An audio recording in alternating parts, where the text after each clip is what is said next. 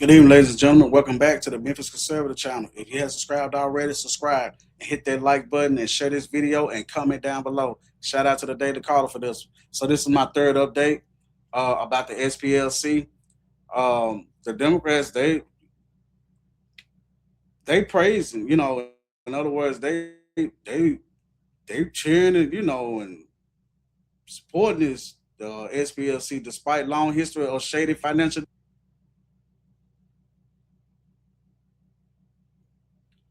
A number of congressional Democratic lawmakers have heaped praise on the Southern Poverty Law, Law Center, despite a long history of concerns over the so-called civil rights organization finances. Democrats on Capitol Hill have been quick to run to the defense of the SPLC over the last decade. Even while concerns regarding the leftist group finances mounted, ultimately accumulating in an 11-count federal indictment for wire fraud, conspiracy to commit concealment, money laundering, and making false statements to a financial institution.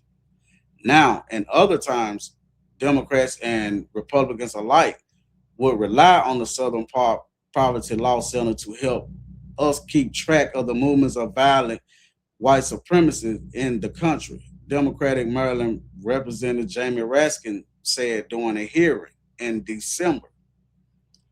Raskin goes on to praise the SPLC as visiting voice in civil society against radical white nationalist violence and extremist neo-Nazism and other forces across the political spectrum. The Maryland Democrat comes to allege that President Donald Trump is seeking to undermine civil society organizations like the SPLC and to reduce our ability to defend ourselves against the virus of racial violence.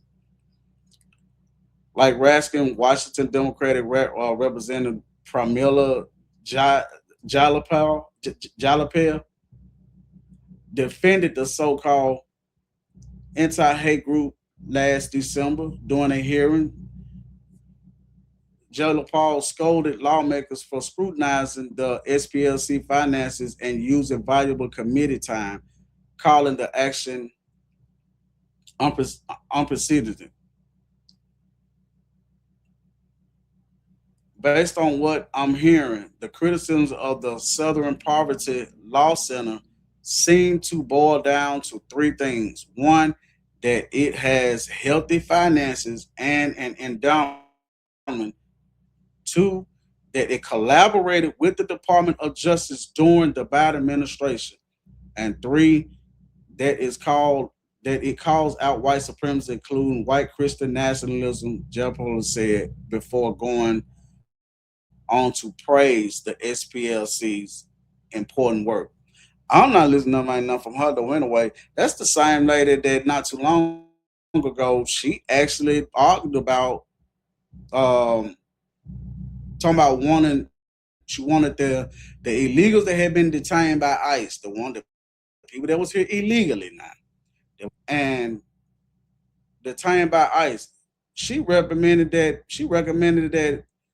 they should get reparations. She actually said that the people that was here illegally and got detained and arrested and deported by ICE, they should have reparations. She said that on open floor.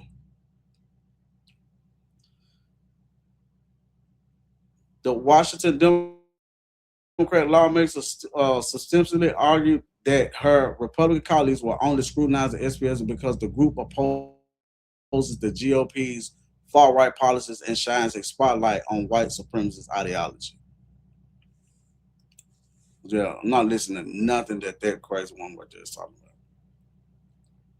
Raskin and Jalapal are not alone in their praise of the SPLC. The group has received Alderman less direct support from former President Joe Biden. SPLC staff were allowed by Biden to train and work with DOJ attorneys to combat alleged hate crimes. The SPLC Action Fund also endorsed Kamala Harris in 2024. Shortly after the endorsement, Harris began attacking Trump by misconstructing, I mean, mis, I'm sorry, misconstruing his comments regarding the 2017 Unite the Right rally in Charlottesville, Virginia. Importantly, it appears that one of the informants and alleged agents provocators paid by the SPLC was involved in planning and coordinating right there when she was talking, and president debate. And here's what she said. It seems, and I'm gonna play the audio right here from my phone. It's the same thing that I got up here on the screen. Just something about when I try to play it on the screen, it lags and stuff like that. So I'm put it up to the microphone. You can hear it. It's not long. Let's remember Charlottesville, where there was a mob of people carrying tiki torches, spewing anti-Semitic hate. And what did the president then at the time say? There were fine people on each side. So, like they always do, when he says something, they take it and flip it around and mean it what they wanted to mean. Because it was an explanation when he said it, when he said that what she's talking about.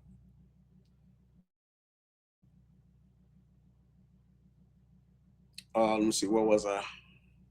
However, in the internal words of either Ed Valenti and Billy Mays, depending on who you ask, but wait, there's more.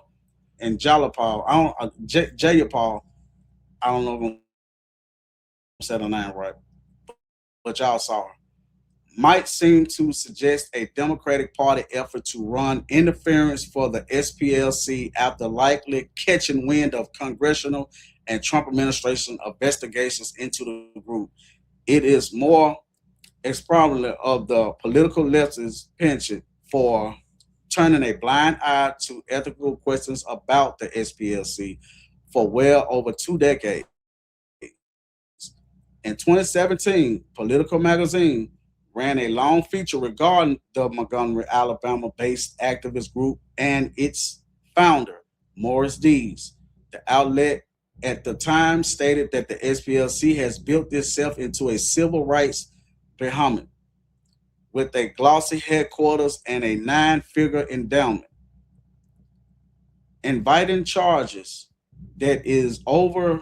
That it oversells the threats posed by Klansmen and neo Nazis to keep donations flowing in from wealthy liberals.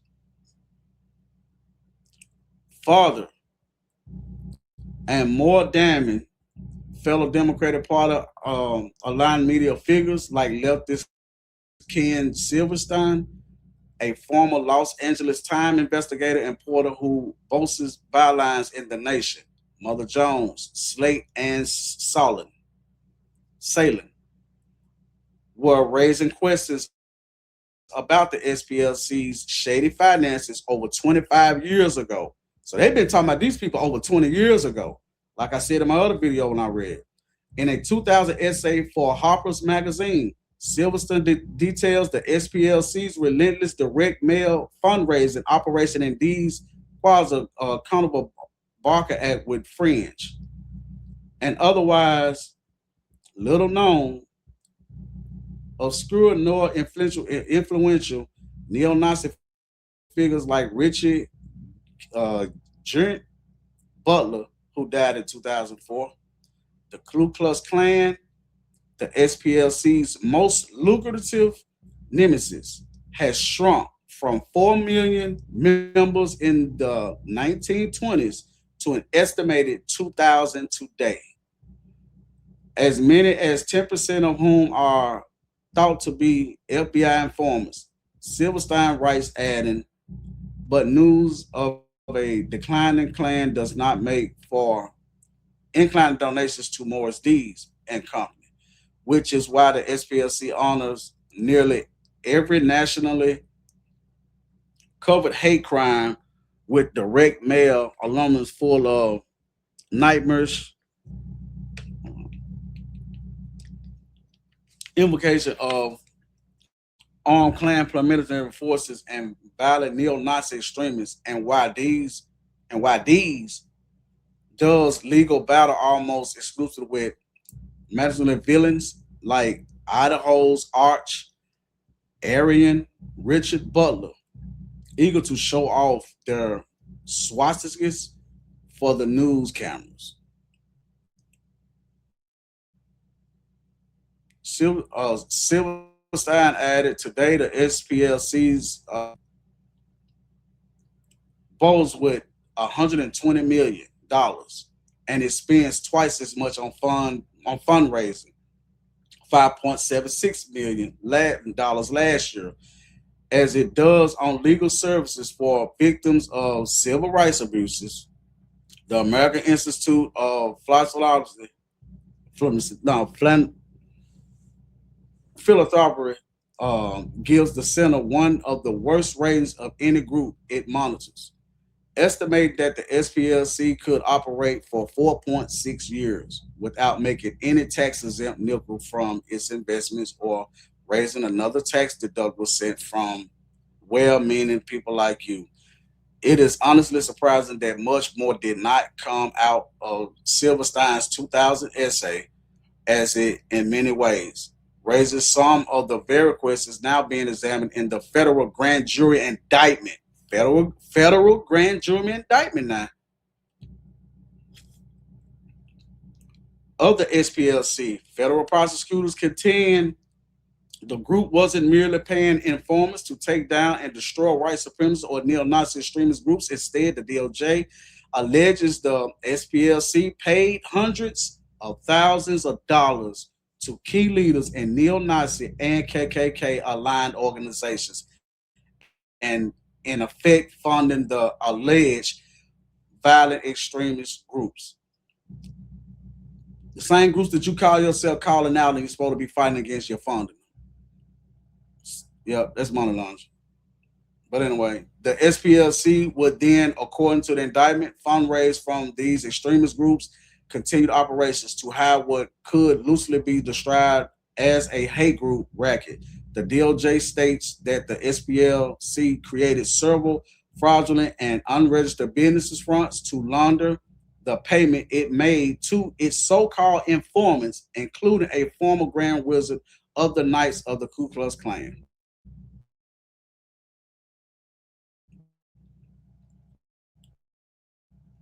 And I can say, like I said, I will call out people on both sides. This stuff is going on both sides, Democrat side and some Republicans on the Republican side. That's in on this, and this stuff has been going on way before Trump even talked about coming out running for president. This stuff been going on for over 25 years, and this how long these people has been in existence. But now everybody got their hand caught in the cooker jar about this stuff. Democrats are the ones that are coming out and defending it. That Raskins guy, more like he's a rhino too, and he's coming out and defending it.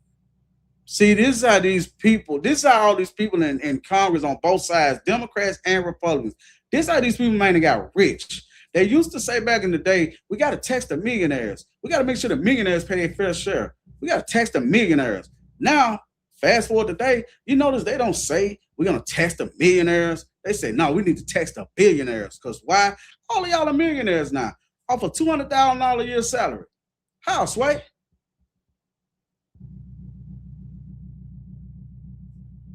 I'm in the wrong business.